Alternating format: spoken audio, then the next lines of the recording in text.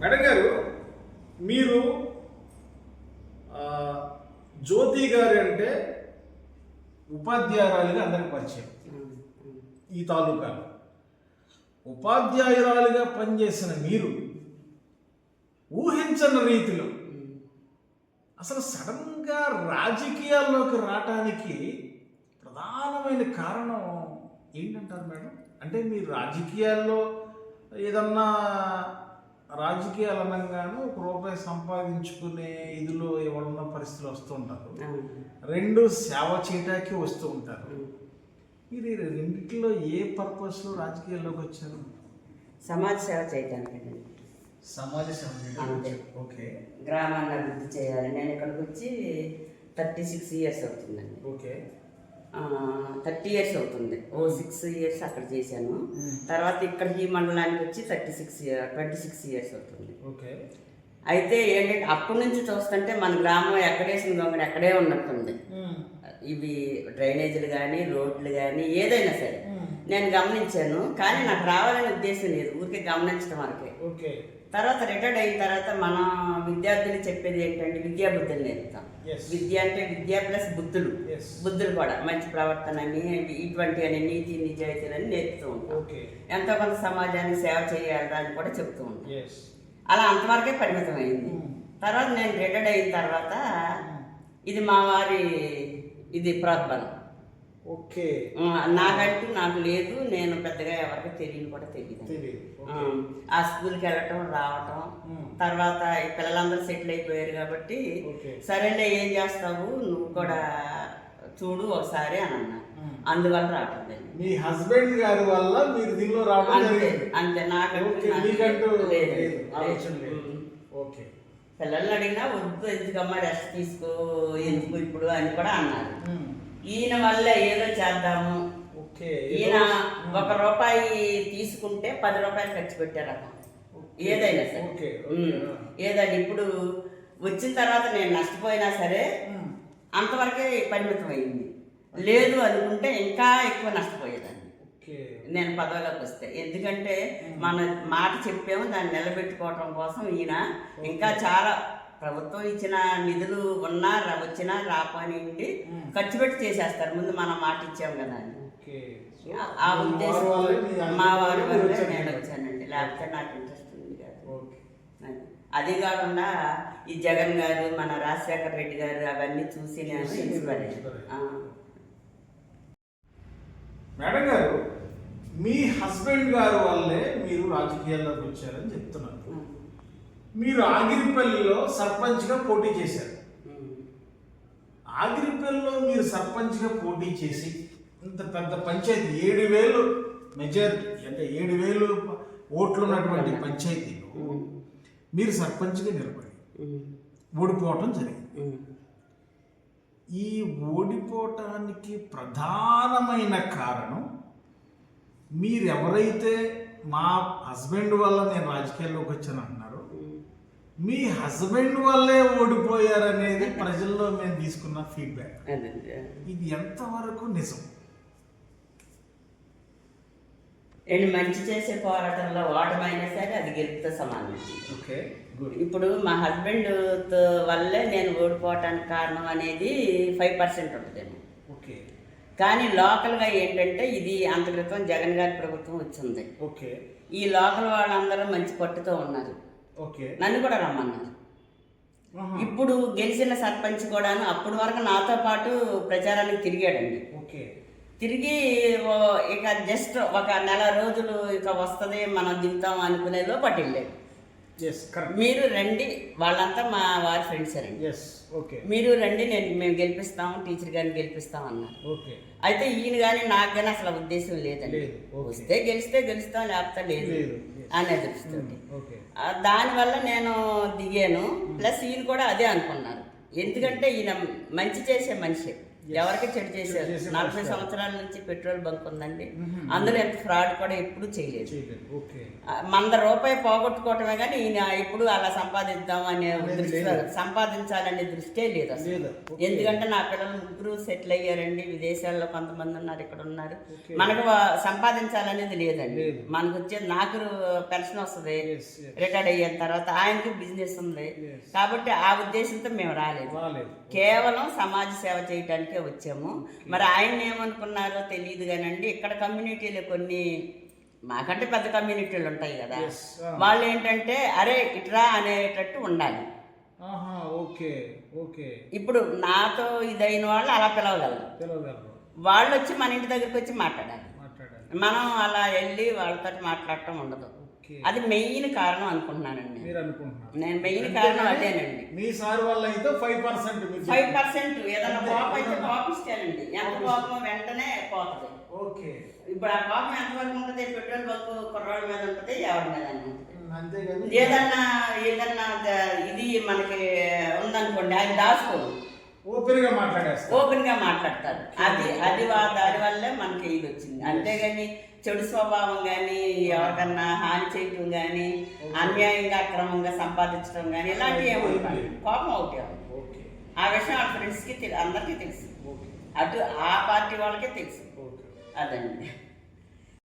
Madam గారు, మీరు చెప్పిన విధానం బట్టి ఇప్పుడు ప్రస్తుతం ఉన్న సర్పంచ్ ఎవరైతే ఉన్నారో ఆ సర్పంచ్ మీరందరూ ఒక పార్టీయే కదా, ఒక పార్టీలోనే తిరిగారు కదా.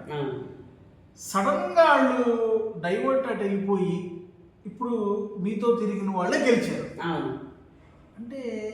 అంటే మీరు ఎందుకని వెళ్ళలేకపోయారు? ఇంకా మీకు మంచి జరిగేదిగా, ఒకవేళ వెళితే మీరు సర్పంచ్ అయ్యేవాళ్ళ. అసలు ఏం జరిగింది ఈ గ్యాప్ లో? అంటే వాళ్ళు వైసీపీ పార్టీ వాళ్ళే టీడీపీకి సడన్ గా గెలిచారు, ఇంత పెద్ద పంచాయతీ. ఏం జరిగింది మేడం? ఏంటంటే అండి, ఒకసారి వాళ్ళు ఓడిపోయి ఉన్నారు. ఒకప్పుడు ఓడిపోయి ఉన్నారు. సేమ్ ఈ కమ్యూనిటీ మీదే ఓడిపోయి ఉన్నారు. అదొకటి వాళ్ళకు ఉందండి. ఏదో విధంగా రెండోసారి అయినా సరే వాళ్ళే నిలబడతారని అనుకున్నారు. మధ్యలో నేను వస్తానని వాళ్ళకి తెలియదు, నేను నిలబడతానని తెలియదు. వాళ్ళే కదా అని ఫిక్స్ అయిపోయి ఉన్నారు. నాయన గారు, మన ఎమ్మెల్యే గారు ఏం చేశారంటే మనల్ని అన్నారు, సపోర్ట్ చేశారు. దానివల్ల వాళ్ళు కూడాను సపోర్ట్ చేసినట్టు, ఒబే అయినట్టు కనపడ్డారు. తర్వాత ఏం చేశారంటే వాళ్ళు అప్పటికే జగన్ గారి ప్రభావంతో అంతా ఒకటే వచ్చేసింది పార్టీ.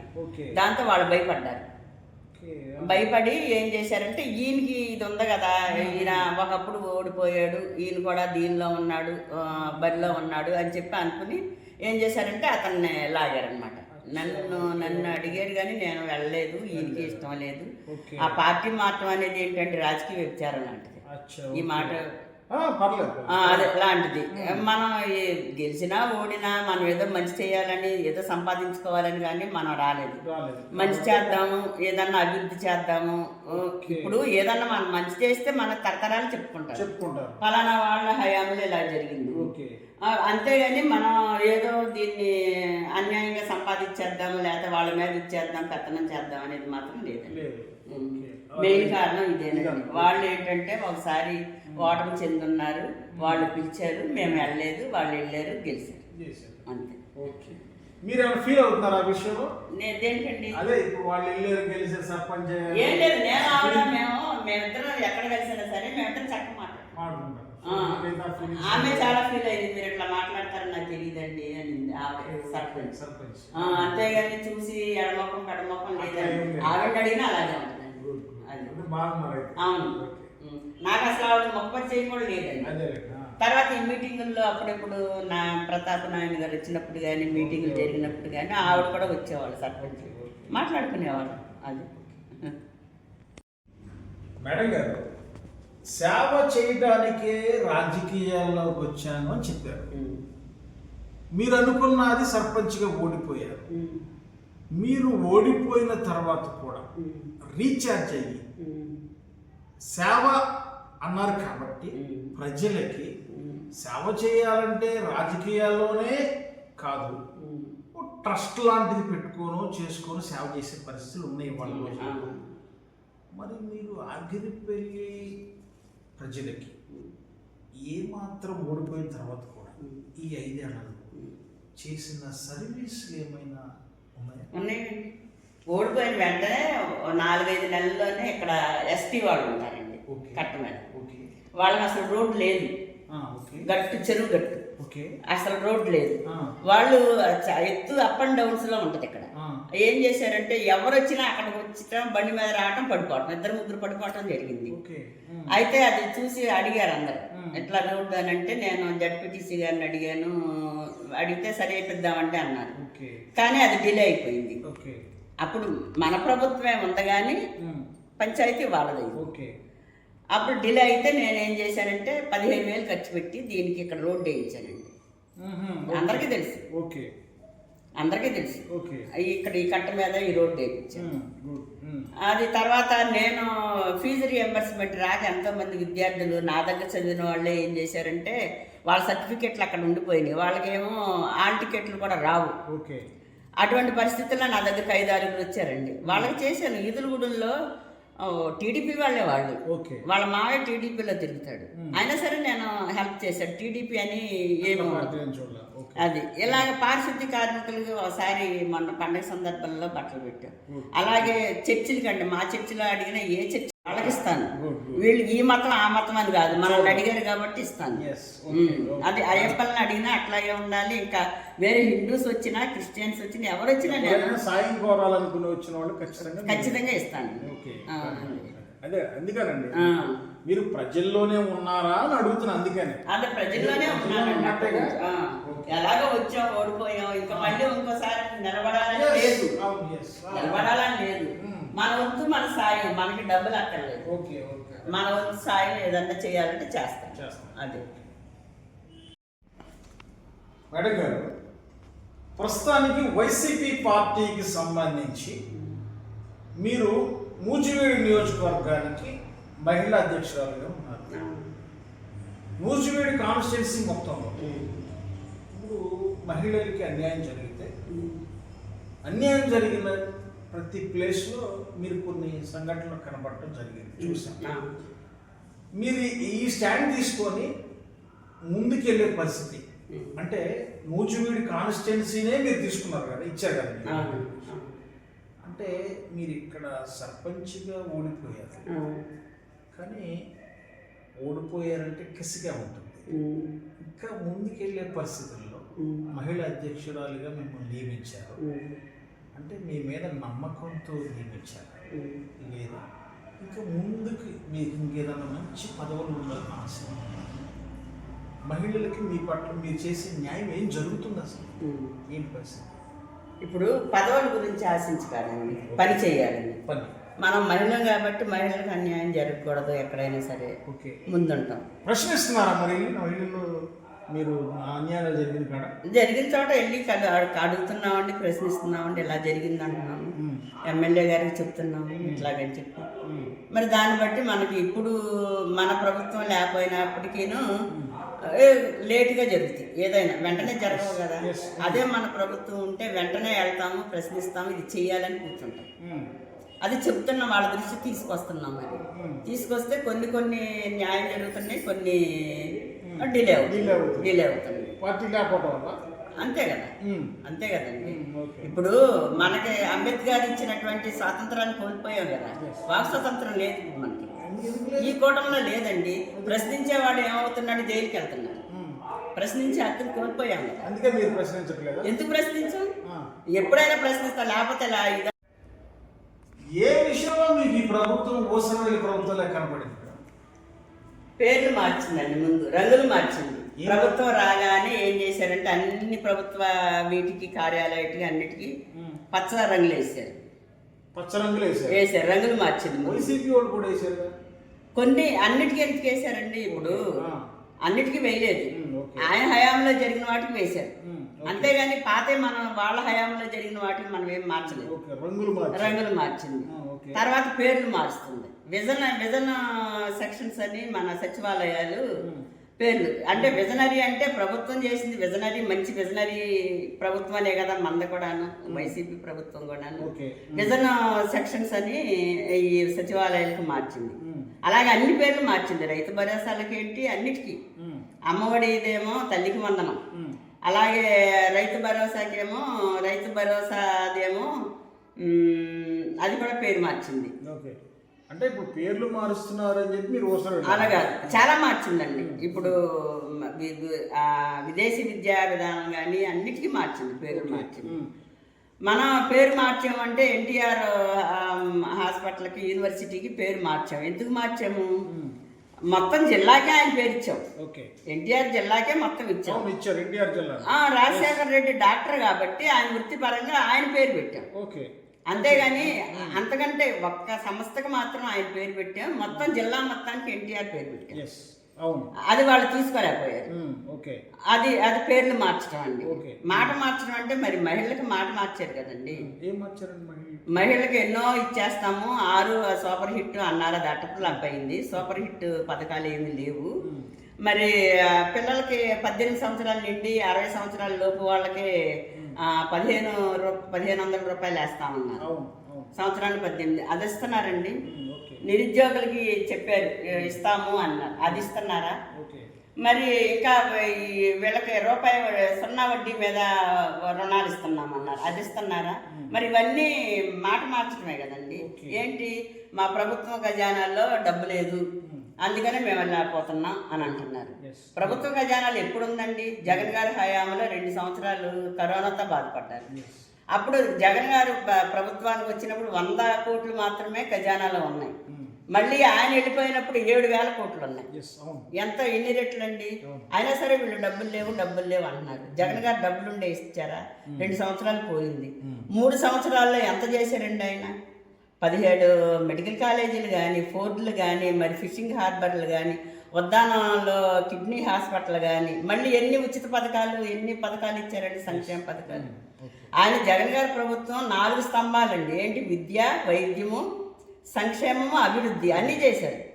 ఏదన్నా బిల్డింగ్ చేయాలంటే 4 స్తంభాలు ఉండాలి, లేకపోతే అది కుంటిపడినట్టే ఉంటుంది. ఈయన ప్రభుత్వంలో 4 స్తంభాలు నిలబెట్టారు ఆయన.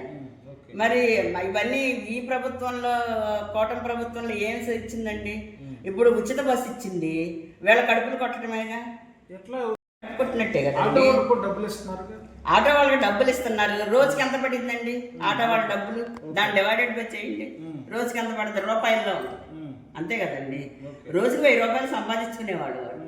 మరి ఉచిత బస్సులో మరి లేడీస్ అందరూ అటు వెళ్తుంటే ఇదే కదండి. అది అవసరమా? డబ్బులు పెట్టుకుని ఏదన్నా ప్రయాణం చేయాలంటే వాళ్ళు పెట్టుకుని వెళ్ళగలరు.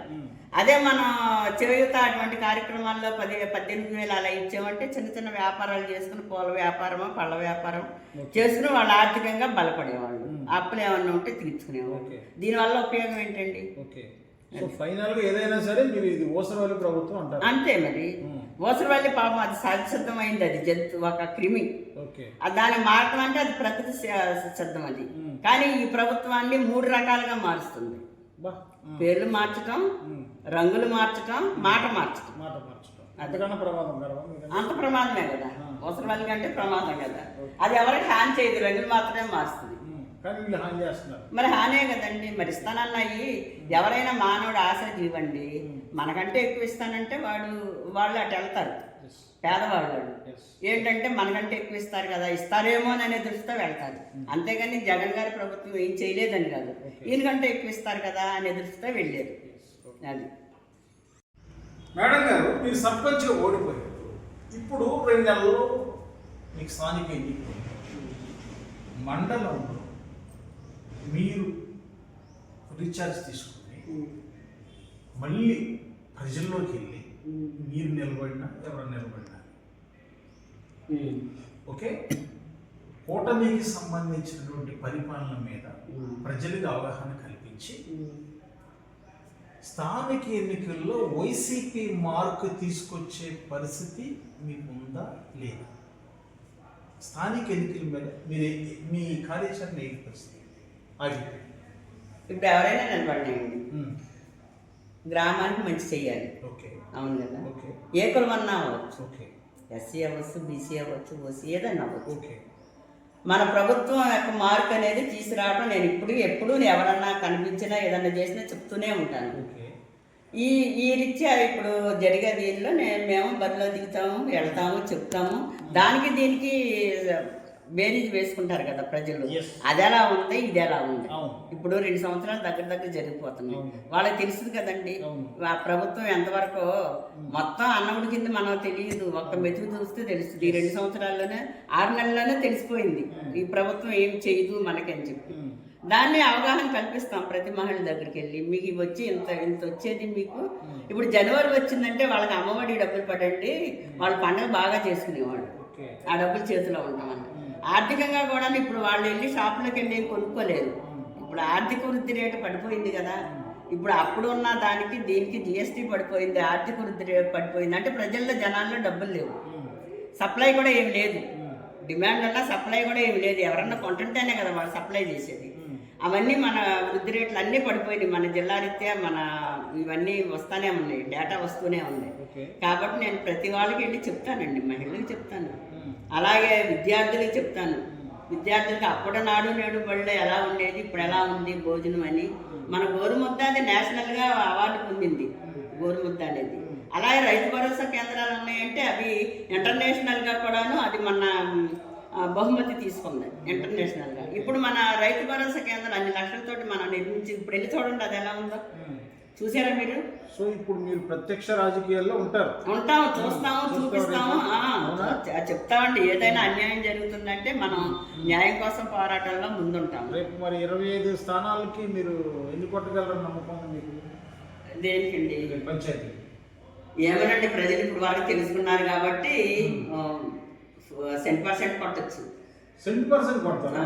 అంటే పైన కూటమి ఉంది. కూటమి ఉంటే ఏమైందండి? కూటమి ఉంటే ప్రజలు మరి ఒకవేళ వాళ్ళు తెలుసుకుంటే రియలైజ్ అయితే కొడతాం.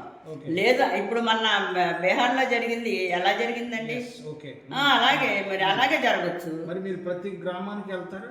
వెళ్తామండి. అంటే మీరు కాన్స్టిట్యున్సీ ఇన్ఛార్జ్ కదా? అవును, ప్రతి గ్రామానికి వెళ్తాం, చెప్తాం. గ్రామానికి వెళ్ళి ఇది తీసుకుంటున్నారా? వెళ్తామండి. ఓకే. సో గట్టిగానే కొడతారు? గట్టిగా. అవును, వాళ్ళు ఒకవేళ తెలుసుకుని రియలైజ్ అయ్యి ఇదైతే కొడతాం. లేదు అనుకుంటే అప్పుడు జరిగినట్లే మనకి ఎట్లా జరుగుతుందంటే మనం చెప్పలేము. ఓకే. ఇప్పుడు అదేమి ఏది నిజాయితీగా జరగట్లేదండి ప్రభుత్వంలో. జరుగుతుందంటారా? మొన్నే నిజాయితీగా జరగలేదు. ఏం జరగలేదు నిజాయితీగా? అంటే జగన్మోహన్ రెడ్డి ఈవీఎం. అవును, మరి జగన్మోహన్ రెడ్డి ఈవీఎం అని ఎక్కడ రాలేదండి. నేను వెళ్ళలేదు అసలు. నేను వెళ్ళలేదండి. అంటే మీరు గెలిచినప్పుడేమో ఈవీఎంలో గెలిచినప్పుడు అట్లా అని కాదు కదా. ఇప్పుడు కొన్ని మన ఉదాహరణ చూస్తున్నామా? ఇప్పుడు మనం ఫోన్ ఛార్జింగ్ పెట్టుకున్నామండి, ఎన్ని గంటలు ఉంటుంది? 4-5 గంటలు ఉంటుంది. అంటే మనం ఎలక్షన్ జరిగి 4 రోజులు గ్యాప్ ఉన్నా సరే ఇంకా 90% ఈవీఎంలో ఉంటుందండి. మరి అది కాదా?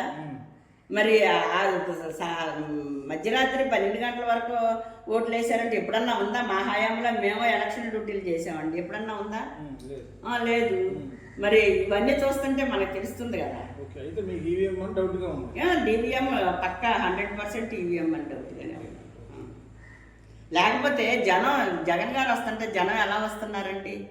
వచ్చిన వాళ్ళందరూ కనీసం అందులో సగం మంది అన్నా వీరా 40% ఓటు రేటు ఉంది కదా మనకి. మరి అటువంటప్పుడు మరి చంద్రబాబు నాయుడు వస్తుంటే పెద్ద జనాలు ఏమి రావట్లేదు, మరి ఆయన వస్తుంటే జనాలు ఏమి రావట్లేదు. వాళ్ళకి జనాలు ఉండరు కానీ ఓట్లు ఉంటాయి.